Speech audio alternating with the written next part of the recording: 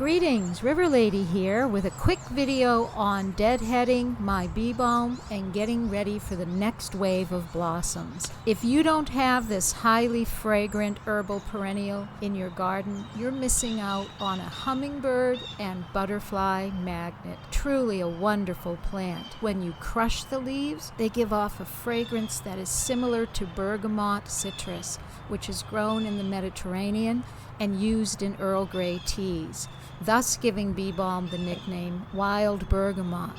You can use bee balm in teas, lemonades, all types of drinks, and you can make a salve from it to put on bee stings, thus the name. It is truly a wonderful plant, and it's deer and bunny resistant, which is great because I'm getting tired of rabbits eating my flowering plants. I need flowers in my garden that the bunnies don't want to nibble on. Bee balm is a member of the mint family, and it shares the same square stem trait that mint has, and it also shares the same invasive quality that mint has. You never know where bee balm is going to show up in your garden. So it's a good idea every 2 to 3 springs to get in and thin out your patch of bee balm. You can cut the plants out with a knife, just cut out large chunks of bee balm, or dig it up with a spade and then replant it someplace new, share it with your neighbors. Just get in there and thin out the patch.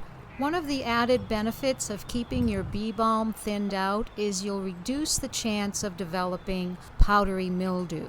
Bee balm, especially the older varieties and the wild varieties, are very susceptible to powdery mildew. My bee balm here, which is called Balmy Purple, is one of the resistant varieties, but just in case, I always water from the base using a drip water system. Okay, so let's get in and show you how to deadhead your bee balm. It's very simple. What you want to do is come down the stem to where you see the first set of new leaves developing, and then snip right above those leaves. That's all there is to it. You always want to take an angle snip, so remember that. Cut at an angle, lower the stem, find those new leaves coming up, and snip. After you've made your cut, you can definitely see that square shape to the stem. And that's it. This is really very easy deadheading. You can see the new leaves coming up, those smaller secondary leaves, and eventually, in a couple of weeks, we'll get new blossoms forming. Let's do one more. Just follow the stem down to where you see those secondary leaves and snip right above them. You want to make sure you're taking an angled cut, which will help to have any water from rain or any water that you get on the plant run off and not into that hollow interior of the stem, which helps to reduce any mildew forming. If you snip a leaf like I did here, that's okay. Just tell the plant you're sorry and move on. After every few snips, I tend to wipe my clippers with an alcohol wipe just to help reduce contamination, especially for plants like bee balm that are susceptible to powdery mildew. The next step is to feed the plant. And I use Flower Tone, which you know I'm not getting any money for mentioning this product. I just sprinkle it around my bee balm.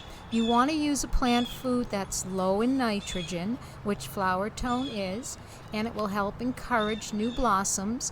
Once you've sprinkled it around the plant, you just want to work it in and then water your plant. As you can see from the hose here, I have my drip water system in place, so I'll give my bee balm a good watering, and then that's it.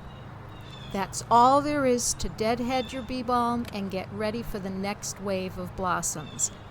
I thank you for watching, and I hope you have a wonderful day. Stay safe, and this is River Lady saying, happy gardening.